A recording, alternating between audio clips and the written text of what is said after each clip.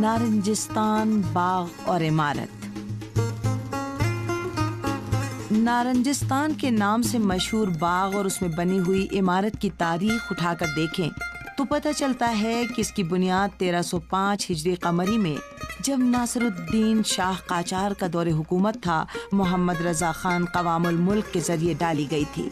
اس باغ کے درمیانی حصے میں یعنی باہری عمارت سے استقبالیہ ہال تک کے فاصلے میں نارنج کے درخت بہت زیادہ تھے، اسی لیے یہ باغ نارنجستان قوام کے نام سے مشہور ہو گیا۔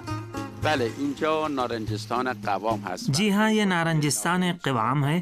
جب لفظ نارنج زبان پر آتا ہے اور نارنجستان کا تصور ذہن میں ابھرتا ہے، اور خاص طور پر یہاں جہاں اتنے سارے نارنج کے درخت نظر آ رہے ہیں، تو لگتا ہے کہ کوئی خوبصورت حقیقت بیان ہونے جا رہی ہے۔ ایرانی باغات اور خاص طور پر شیراز میں جو باغات ہیں ان میں بہت پرانے درخت ہیں۔ تاریخ سبز شیراز رو معرفی میکنند۔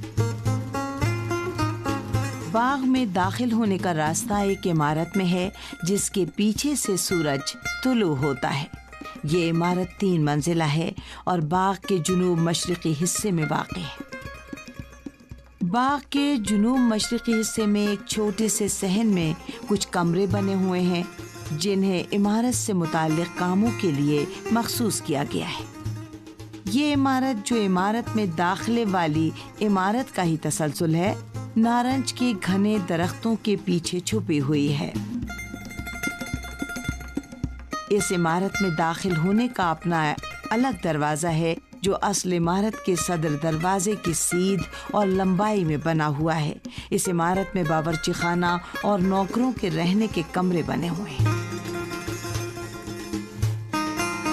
نارنجستان کا بیچ کا حصہ داخلے والی عمارت سے تھوڑے سے فاصلے پر شروع ہوتا ہے اور باغ کی زمین کی بہت زیادہ لمبائی کے باوجود اس میں موجود تمام عناصر جیسے صحن کے دونوں طرف 2 مستطیل شکلوں میں موجود بہت سے انتہائی گھنے نارنج کے درخت، درمیانی محور کے دونوں طرف تنومند سرو کے درختوں کی قطار اور ایک واحد محور پر بنے حوض اور پانی کی نالیاں جن میں پانی رقص کرتا ہوا نظر آتا ہے، یہ سب کے سب اپنے خالق کی صنائی کو بیان کرتے نظر آتے ہیں۔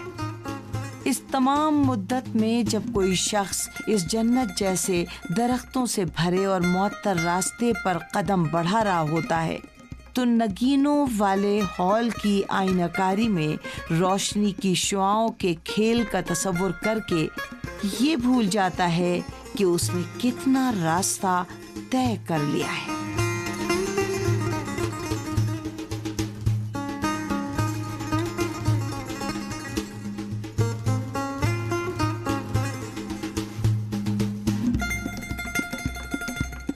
اور باغ نارنج کے آخری سرے تک پہنچ کر وہ پیچھے ہٹنے لگتا ہے اور عمارت کے سامنے بنے حوض کے پانی میں نور اور رنگ کے ملاپ سے لطف اندوز ہونے لگتا ہے۔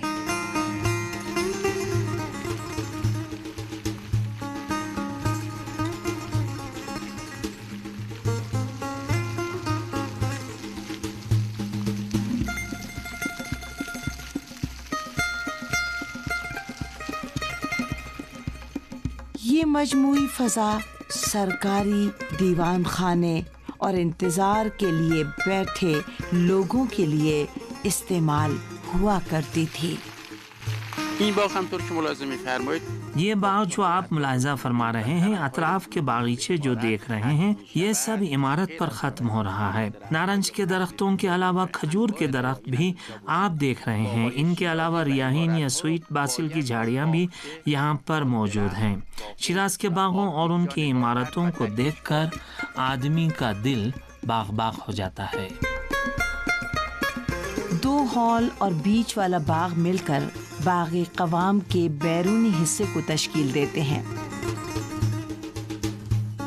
اس کا اندرونی حصہ جو خانہ زینت الملک کے نام سے مشہور ہے، اس باغ کے مغربی سمت میں واقع ہے۔ اس حصے میں کافی مدت تک قوام کا خاندان رہائش پذیر تھا۔ مہمان حضرات جنوب مشرق کی جانب سے عمارت میں داخل ہونے کے بعد اجازت لے کر ایک لمبے پتلے اور سایہ دار راستے سے گزر کر اصل ہال تک پہنچتے تھے۔ اس راستے کے دونوں طرف سرو اور نارنج کے درخت لگے ہوئے ہیں جو ہر رہگزر کو دھوپ سے بچاتے ہیں۔ ان درختوں کے درمیان سرخ گلاب اور ریاحین کی جھاڑیاں لگائی گئی ہیں اور اسی کے متوازی پانی کی ایک نہر بہہ رہی ہے جو یہاں کی فضا کو اور زیادہ لطیف اور خوشگوار بنا دیتی ہے۔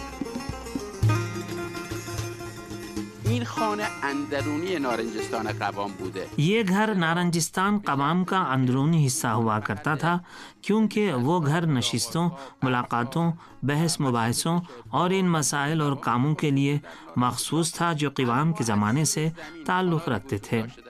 نارنجستان میں زمین کے نیچے ایک سرنگ تھی جو اس گھر میں آتی تھی اور اس اندرون خانہ کو باغ نارنجستان والے گھر سے جوڑ دیتی تھی۔ یہاں سے پردہ دار خواتین گزرا کرتی تھیں۔ یہاں یہ نارنجستانی قوام کا زنان خانہ تھا۔ ایک اور حوض بھی اس حصے میں موجود ہے اور خاص بات یہ ہے کہ اس گھر کی شہنشین میں ایک آئینہ کاری کا ہال بھی ہے۔ یہاں پر چونے کے پلاسٹر کا لاجواب کام بھی نظر آتا ہے۔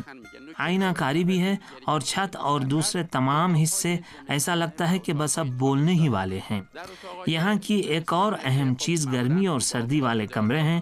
سردیوں والے کمرے ایسے رخ پر بنے ہیں کہ ان میں پوری طرح سے دھوپ آتی ہے اور ہمیشہ گرم رہتے ہیں، جبکہ گرمیوں کے کمروں میں ٹھنڈی ہوا چلتی رہتی ہے اور ان کی چھت پر ہمیشہ سایہ رہتا ہے جس سے یہ کمرے ٹھنڈے رہتے ہیں اور آپ کو ان کمروں میں گرمی کا احساس نہیں ہوتا۔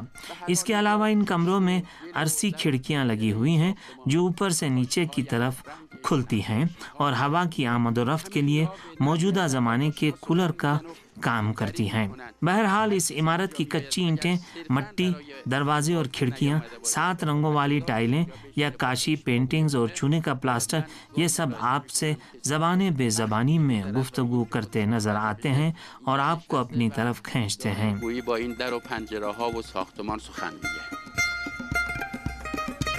کریم خانی طرز پر پتھر کو تراش کر ابھاری گئی قاجاری سپاہیوں کی شکلیں جو ہاتھ میں بندوق لیے ہوئے ہیں، سفید پس منظر والے پگھلائی ہوئی دھات کی اینٹوں کے پارٹیشن یا دیوار کو باغ کی سطح سے الگ کرتی ہیں۔ ایوان اور استقبالیہ ہال کے پیچھے شہنشین ہے جو ستون والے ایوان کے دونوں طرف بنی ہوئی ہے اور اس کے ذریعے زینوں اور ایوان کے دونوں طرف بنے آمد و رفت کے راستوں تک پہنچا جا سکتا ہے۔ ہال یا بڑے کمروں اور ایوان کی سطح باغ سے تقریباً 2 میٹر اونچی ہے اور اس کے دروازے باغ میں کھلتے ہیں۔ دروازوں پر منبت کاری یا ختم کاری کی گئی ہے اور یہ رنگین شیشوں سے بھی مزین ہے۔ ہال میں سنگ مرمر پر ابھرے ہوئے نقش و نگار بنے ہوئے ہیں۔